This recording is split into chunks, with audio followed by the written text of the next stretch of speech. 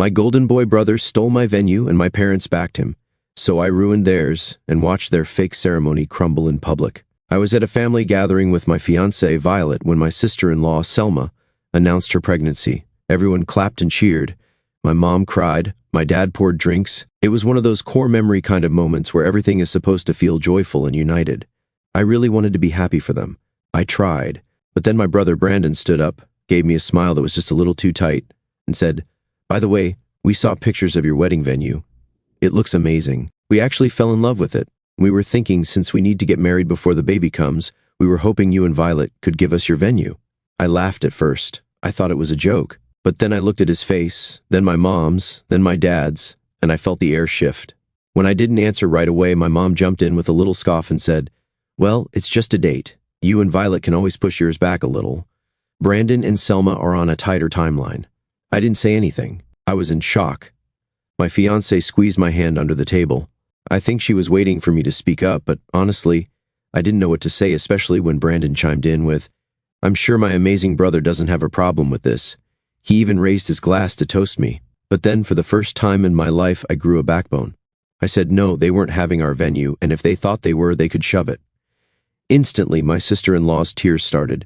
She said I was ruining their wedding. My brother was hugging her, shooting daggers at me. My mom was trying to pull me aside for a little chat. It was chaos, so much chaos that Violet and I didn't even stay. We left promptly, of course. The next day, Brandon called me. He sounded desperate, said he and Selma couldn't imagine getting married anywhere else. I stood my ground. I even offered to help them look for other venues. I sent over some that had similar vibes. He turned them all down instantly. "It's not the same," he said.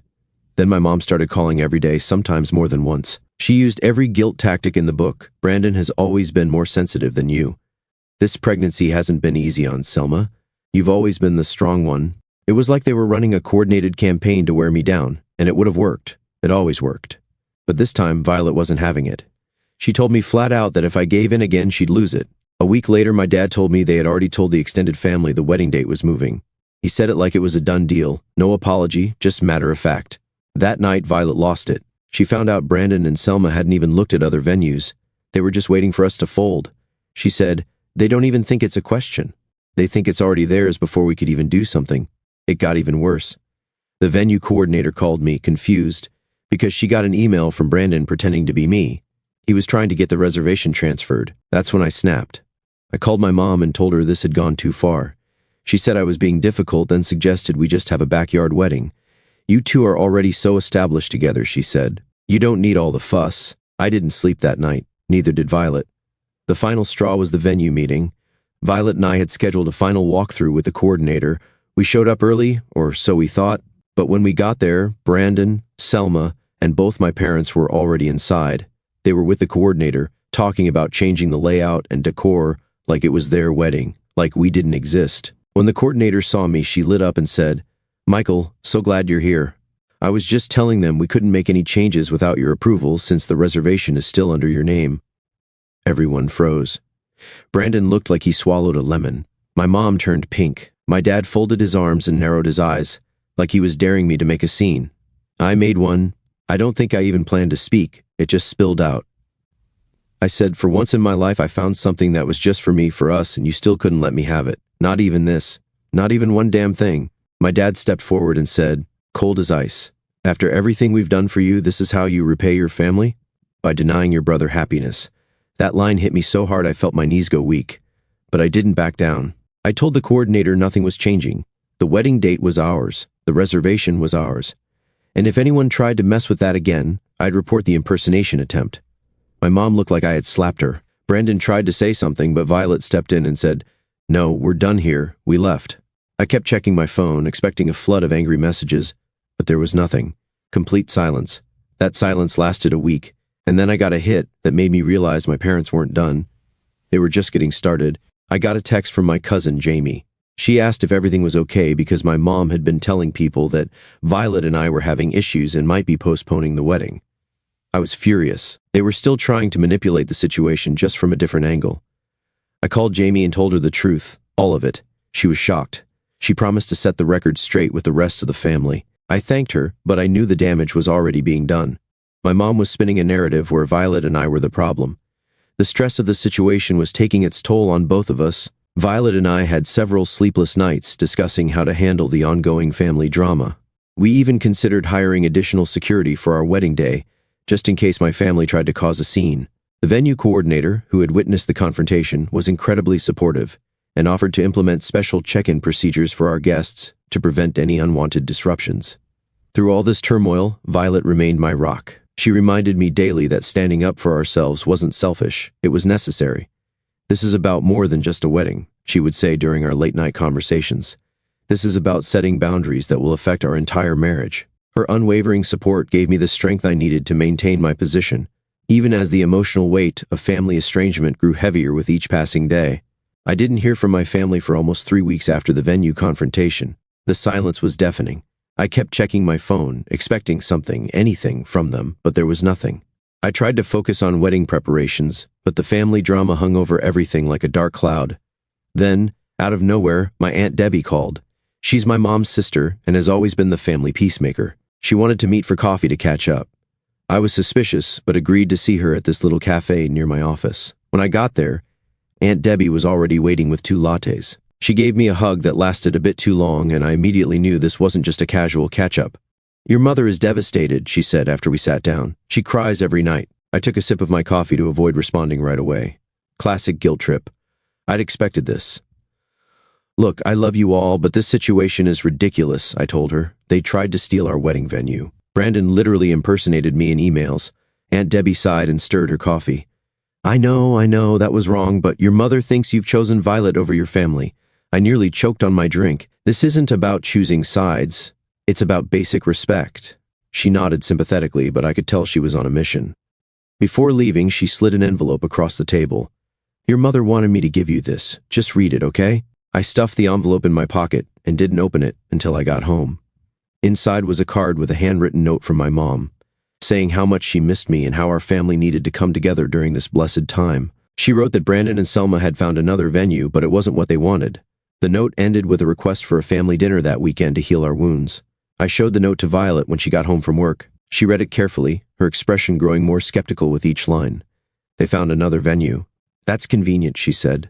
"I don't trust this at all." I didn't either, but part of me wanted to believe they were finally backing down. Maybe they realized they went too far.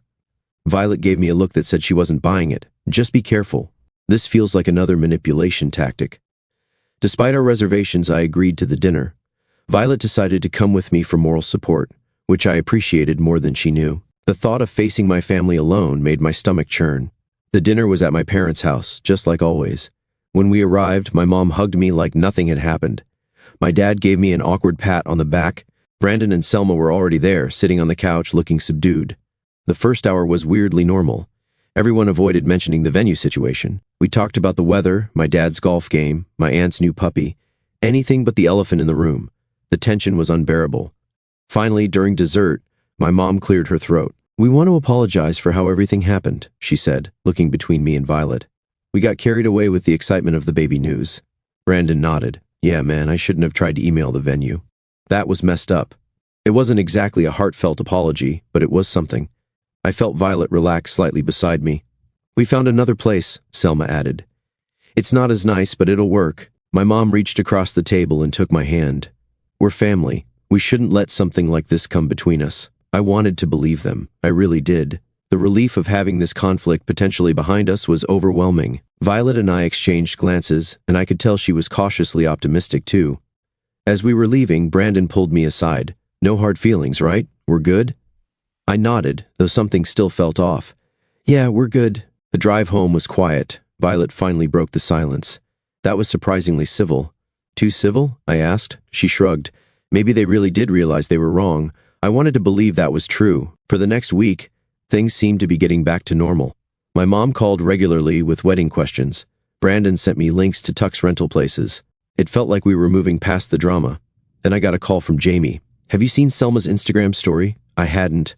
I rarely check social media. "No, why?" Jamie hesitated. "You should look at it right now." I pulled up Instagram while still on the phone with Jamie. Selma had posted photos of herself and Brandon at our venue. The caption read, "Wedding planning day. Can't believe we found our dream venue after all. #blessed bride, #October wedding." October, our wedding month. What the hell, I muttered, scrolling through more photos. They were definitely at our venue. The same coordinator was in one of the pictures, looking uncomfortable. I called the venue immediately. The receptionist put me on hold for what felt like forever before the coordinator, Lisa, came on the line. "Michael, I was just about to call you," she said, sounding stressed. "Your brother and his fiancée came by today. They said there had been a family meeting and you had agreed to swap dates with them. They had your parents with them, who confirmed the story." My blood ran cold. "That's completely false. We never agreed to that." Lisa sighed. "I thought something seemed off. They were very insistent, and your mother was persuasive. She mentioned something about being a longtime friend of the owner's wife." "Great." My mom was pulling strings behind the scenes. "Nothing has changed," I said firmly. "Our reservation stands." Lisa assured me she wouldn't make any changes without written confirmation directly from me or Violet. After hanging up, I showed Violet the Instagram posts and told her about the call. She was livid. "They're still trying to take our venue after pretending to apologize? And they brought your parents as backup? This is insane." I called my mom, ready for a confrontation, but she didn't pick up. Neither did my dad or Brandon. They were clearly avoiding me. The next day, I received an email from the venue. The owner himself had written to inform me that, due to a scheduling conflict, they needed to discuss options for our wedding date. He mentioned his long friendship with the Reynolds family, my mom's maiden name, and hoped we could come to an amicable solution. I showed the email to Violet. She read it twice, her face getting redder by the second. "They're using connections to pressure the venue," she said. "This is unbelievable." I felt sick. My family was still trying to steal our wedding, but now they were being sneakier about it. The fake reconciliation had just been to lower our guard. We decided to go to the venue in person. When we arrived, the owner, Mr. Hartley, was there, along with Lisa. He was a tall, distinguished-looking man in his 60s with silver hair and an expensive suit. "Ah, Michael," he said, extending his hand. "Good to finally meet you. I understand there's been some confusion about the October date." "There's no confusion," I replied, shaking his hand firmly. "We booked this venue over a year ago. We have a contract and have paid most of the balance already." Mr. Hartley nodded. Yes, of course, but your mother explained the situation with your brother's baby. Family should come first, don't you think?" Violet stepped forward. "With all due respect, Mr. Hartley, our contract is legally binding. We're not changing our date." His smile tightened. "I understand, but perhaps we could offer you a discount for a different date, or a partial refund if you choose another venue." I couldn't believe what I was hearing. "Are you seriously trying to buy us off our own wedding date?" Mr. Hartley looked uncomfortable. "I'm just trying to help find a solution that works for everyone. Judith Reynolds has been a dear friend of my wife's for decades. Of course, my mom had been in the same country club as the Hartleys for years. She was leveraging that relationship to pressure the venue. Our contract is clear," I said. "If you breach it, we'll be forced to take legal action." I wasn't sure if we could actually afford a lawyer, but the threat seemed to work. Mr. Hartley's expression changed. "I see. Well, I certainly don't want any legal complications." He cleared his throat. "Your reservation will remain as scheduled." We left, feeling victorious but shaken. In the car, Violet grabbed my hand. "I can't believe they're still trying to take our wedding. What's wrong with your family?" I didn't have an answer. I was asking myself the same question. When we got home, I had 3 missed calls from my mom and a text from Brandon. Way to make things difficult. Again. I turned off my phone. I needed space to think. The next morning, I woke up to an email from our wedding photographer, canceling on us. She cited a family emergency but offered no details. An hour later, our florist called to say they could no longer fulfill our order due to a supply issue. By afternoon, our DJ had also backed out. It couldn't be a coincidence. I called the photographer directly and pressed for the real reason. After some hesitation, she admitted that my mother had called her saying our wedding was being postponed and that she should take Brandon and Selma's wedding instead. Same date, better pay. "I'm so sorry," she said. "I didn't realize there was more to the story. Your mother was very convincing." I thanked her for her honesty and asked if she would reconsider. She agreed, apologizing profusely for the confusion. The florist told a similar story when I called back. My mom had contacted them, claiming to be helping me with wedding arrangements and saying we were changing our plans. The DJ had received a call from Brandon directly, offering more money for the same date. I was beyond angry. My family was systematically trying to dismantle our wedding by poaching our vendors. It was calculated and cruel. Violet and I spent the entire weekend contacting every vendor to confirm our arrangements and warn them about potential interference from my family. Most were understanding, though a few seemed skeptical of the bizarre situation. On Monday morning, I received a call from an unknown number. It was Selma's mother, Patricia. I'd only met her a few times at family gatherings. "Michael, I hope I'm not overstepping," she began, "but I'm concerned about what's happening with this wedding venue situation." I braced myself for another attack.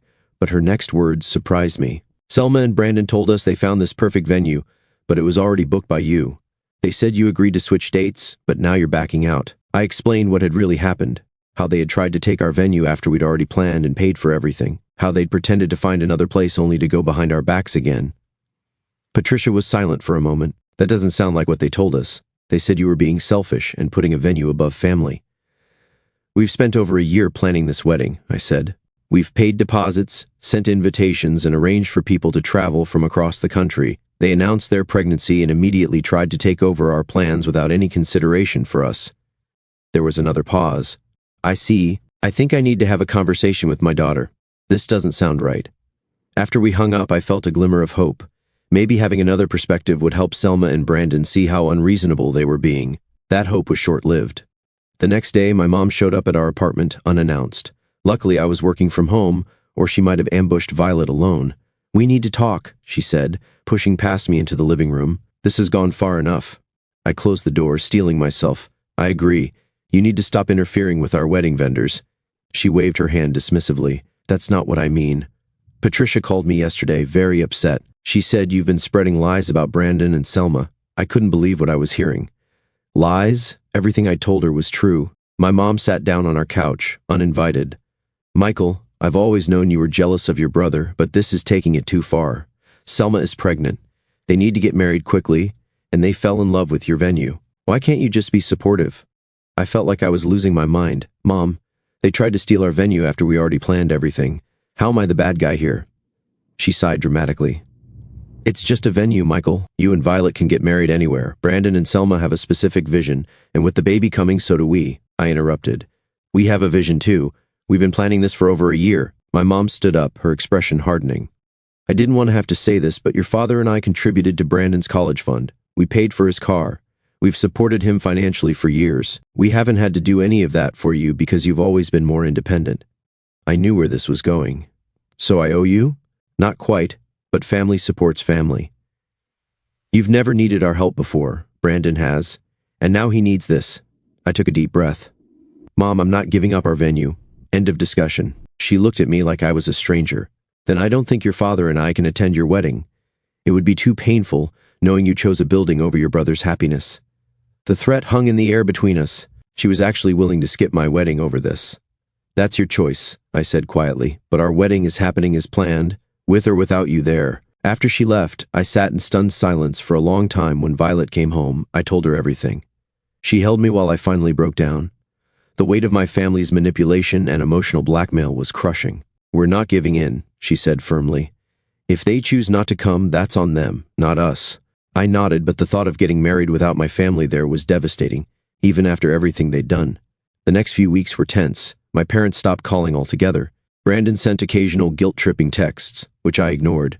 We continued with our wedding planning, constantly checking with vendors to make sure nothing else had been tampered with. Then, about 6 weeks before the wedding, I got a call from Jamie. "Have you seen the Facebook invitation?" she asked. "What invitation?"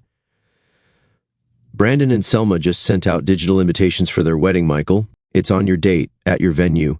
My heart sank. "That's impossible. The venue confirmed we still have the reservation." "Well, they're telling everyone it's a done deal. The invitation says they're getting married at Lakeside Manor on October 12th. That's your date, right?" It was. I thanked Jamie and immediately called the venue. Lisa answered, sounding frazzled. "Michael, I'm so glad you called. We have a situation. Your brother has been telling people his wedding is confirmed here on your date. We've been getting calls from his guests asking about accommodations and directions." "But our reservation is still secure, right?" I asked, panic rising. "Absolutely," she assured me. "We've even implemented that password system you requested. No changes can be made without it. But we're concerned about what might happen if his guests show up on your wedding day."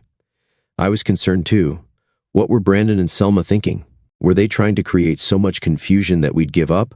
Or did they actually believe they could somehow take over our day? I called Brandon directly. To my surprise, he answered. "Why are you sending out invitations for a wedding at our venue on our date?" I demanded. He sighed, like I was being difficult. "Look, man, it's happening. Mom and Dad talked to the Hartleys. It's all arranged." "No, it's not," I said. "I just spoke to the venue. Our reservation stands. For now," he replied cryptically. "But things change. Selma's already ordered her dress. Our friends have booked flights. It's too late to go back now." I was speechless. They were creating a disaster on purpose. If both wedding parties showed up on the same day, it would be chaos. "This is insane," I finally said. "You're going to embarrass yourselves when your guests show up and there's already a wedding happening." Brandon laughed. "We'll see about that." After hanging up, I called my parents. My dad answered, his voice cold. "What do you want, Michael?" "Did you tell Brandon he could have our venue? Because he's telling people his wedding is happening there on our date." My dad cleared his throat. "Son, sometimes in life you have to make sacrifices for family. Your brother needs this more than you do." "That's not how this works," I was shouting now. "You can't just decide to give away something that isn't yours." "The Hartleys understand the situation," he said calmly. "They're old friends. They want to do what's best for everyone." I hung up before I said something I'd regret. This was beyond ridiculous. My family was living in some alternate reality where they could simply will things to go their way. Violet and I decided to visit the venue again to make absolutely sure our reservation was secure. Mr. Hartley was there, looking uncomfortable when he saw us. "Michael, Violet, what can I do for you today?" "We need to confirm that our wedding is still happening here on October 12th, Violet said. "We've heard some concerning rumors." Mr. Hartley shifted in his seat. "Yes, well, about that. Your mother has been quite persistent. She's a dear friend of my wife's, as I mentioned." My stomach dropped. "Has something changed?" He hesitated. "Not officially, no. Your contract is still valid, but I was hoping we could discuss a compromise." "Perhaps a shared event?" Violet repeated incredulously. "A shared event? You want us to share our wedding day with them?" Mr. Hartley spread his hands. "The property is quite large. The ceremony could be held in different locations, and the reception could be coordinated." I couldn't believe what I was hearing. "That's completely unacceptable. We paid for exclusive use of the venue." Yes, of course," he backpedaled. "It was just a suggestion. Your reservation remains as is." We left, feeling even more anxious than before. It was clear Mr. Hartley was feeling pressure from my mom, and I wasn't sure how long he would hold firm. That night, we received an email from him. The subject line made my heart stop. "Important update regarding your reservation."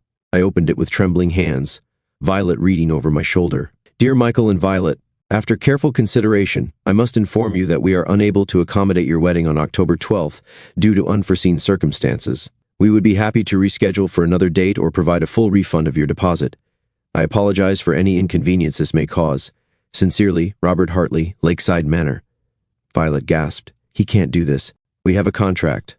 I read the email again, rage building inside me. This was the final straw. My family had finally gotten what they wanted, or so they thought. I forwarded the email to my friend Alex, who happens to be a lawyer. "Can he legally do this?" I asked. Alex called me within minutes. "Absolutely not. Your contract has a specific clause about cancellations. They can only cancel in case of natural disasters, fire, or other events that make the venue unusable. Unforeseen circumstances doesn't cut it, especially this close to the date." He offered to write a letter to Mr. Hartley reminding him of his legal obligations and the potential consequences of breaching our contract. I gratefully accepted. The next morning, Mr. Hartley received a strongly worded legal letter. By afternoon, he called me, sounding nervous. "There seems to have been a misunderstanding," he said. "Your reservation was never actually canceled in our system. That email was premature." "Was my mother involved in this misunderstanding?" I asked pointedly. He cleared his throat. "I'd rather not discuss the details, but I want to assure you that your wedding will proceed as planned. We value your business and would never intentionally breach our contract." I didn't believe him for a second, but at least our venue was secure again, for now. That evening, my phone exploded with texts and calls from family members. Word had gotten out about the venue situation, and everyone had an opinion. Some supported us, but most sided with Brandon and Selma because of the baby. My cousin Robert called to tell me my mom was telling everyone I was trying to ruin Brandon's chance at a proper family by being stubborn about the venue. "She's making you sound like the villain," he said. "I thought you should know." I thanked him for the heads up. The narrative my family was spinning was frustrating but not surprising. They'd always painted Brandon as the victim and me as the difficult one. The next day, I received a text from Selma. "I hope you're happy. I've been crying for days because of you. The stress isn't good for the baby." I showed it to Violet, who rolled her eyes. The emotional manipulation is unreal. I didn't respond to Selma's text, but it bothered me more than I wanted to admit. Was I really causing harm to my future niece or nephew by standing my ground? The rational part of me knew this was just another guilt tactic, but it still hurt. With just a month to go before the wedding, things escalated further. My parents sent us a formal letter, an actual paper letter, not an email, stating they would not be attending our wedding. They cited their moral obligation to support Brandon and Selma during this difficult time as the reason. The letter also included a check for $5,000, with a note saying, This should cover any deposits you lose by rescheduling. We hope you'll make the right choice." I tore up the check immediately. Violet hugged me as I processed this latest blow. "We'll have a beautiful wedding with or without them," she promised. I tried to stay positive, but the thought of getting married without my family there was painful. Despite everything they'd done, they were still my family. I'd always imagined my parents being there on my wedding day, my mom crying happy tears, Brandon standing by as my best man. Now none of that would happen, all because of a venue. 2 weeks before the wedding, I got a surprising call from Selma's mother, Patricia. "Michael, I need to talk to you about what's been happening." I braced myself for more guilt trips, but her tone was different this time. "I've been watching this situation unfold, and I have to say, I'm disturbed by how your family has handled this," she said. "Selma and Brandon told us one story, but as I've learned more details, I'm realizing they haven't been honest." I was shocked. "Thank you for saying that. It's been really difficult. I spoke with your venue coordinator yesterday," she continued. "She told me everything, how you booked the place over a year ago, how your brother tried to impersonate you, how your parents pressured the owner. It's not right. I've talked to Selma. I told her she and Brandon need to find another venue and stop this nonsense.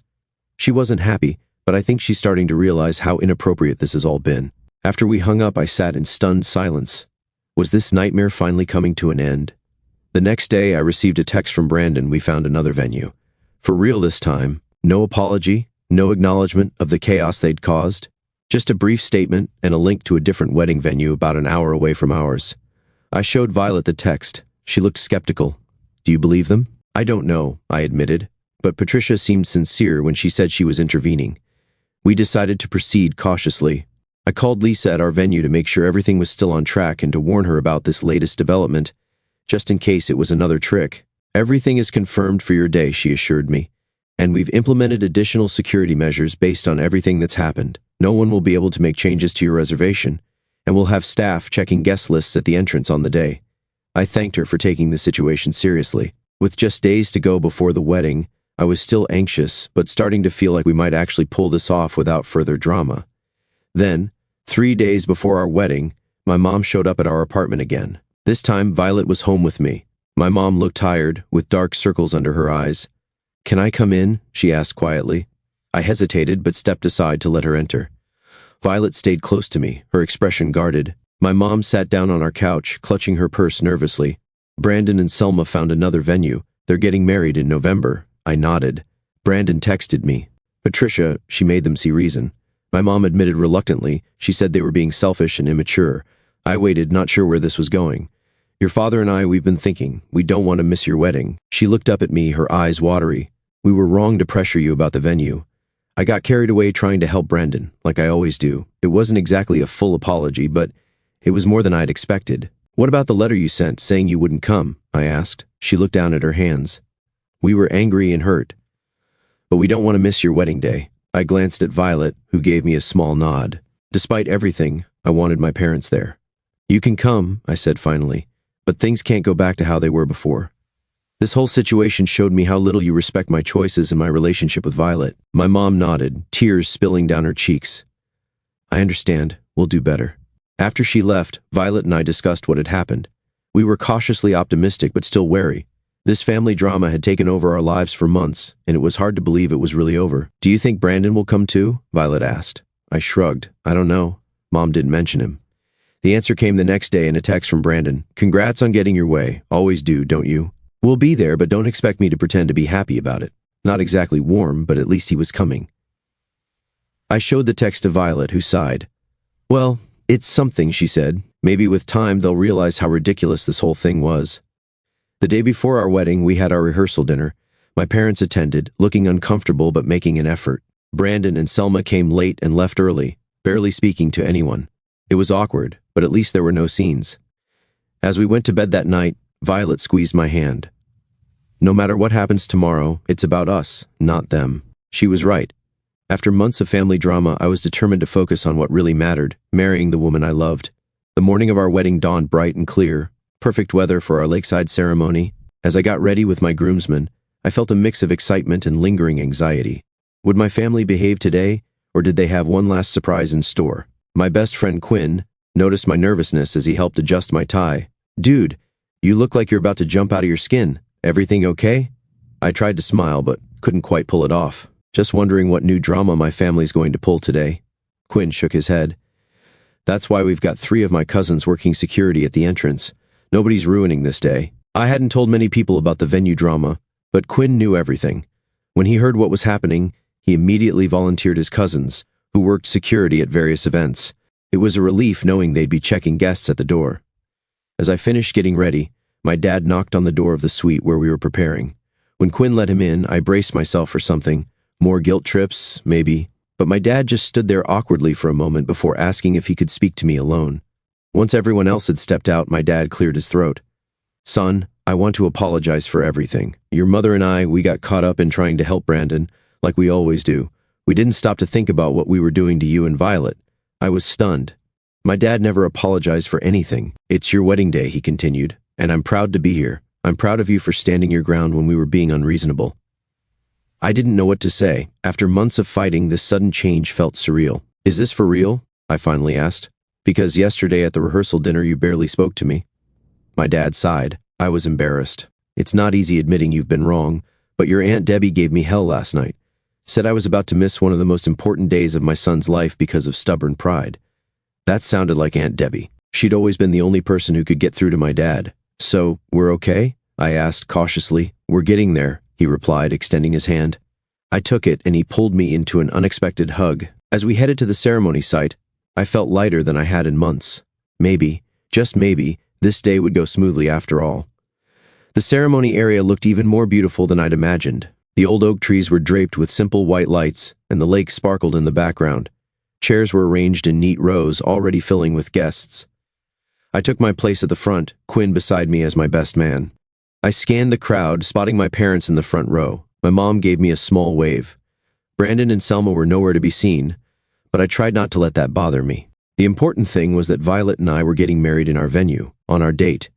The music started, and everyone stood as Violet appeared at the end of the aisle. She looked absolutely stunning in her dress, and for a moment, all the family drama of the past months faded away. This was what mattered, this moment.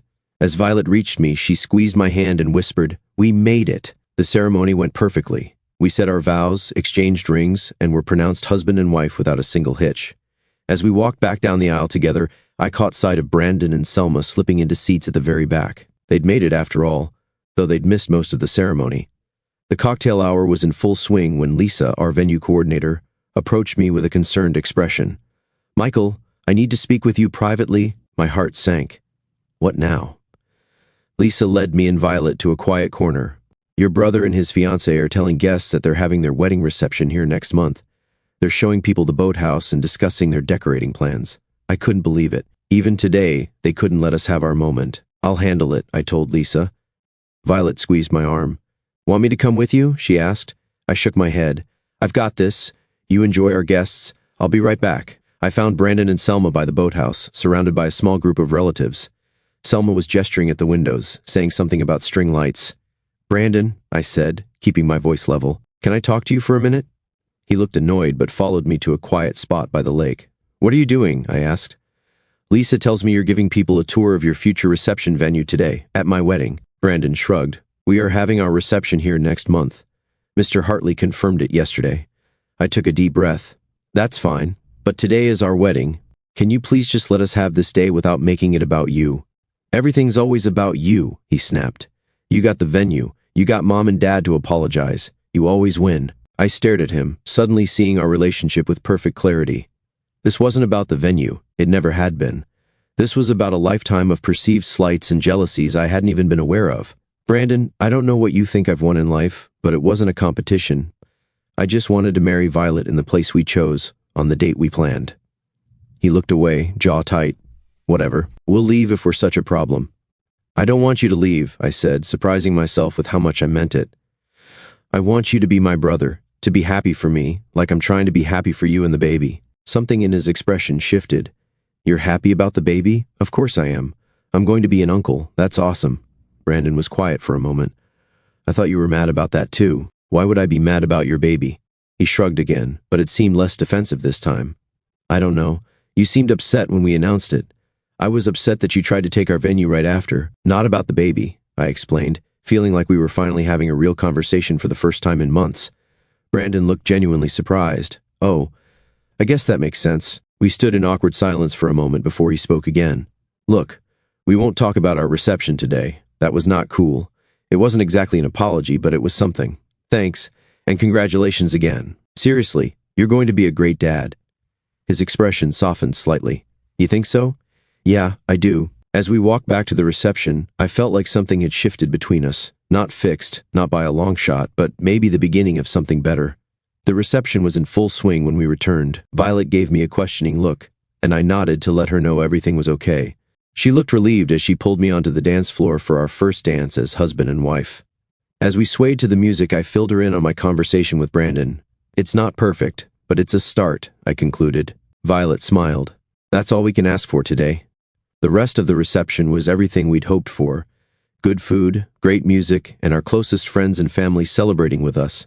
My parents seemed to be making a genuine effort, chatting with Violet's family and even sharing a dance together.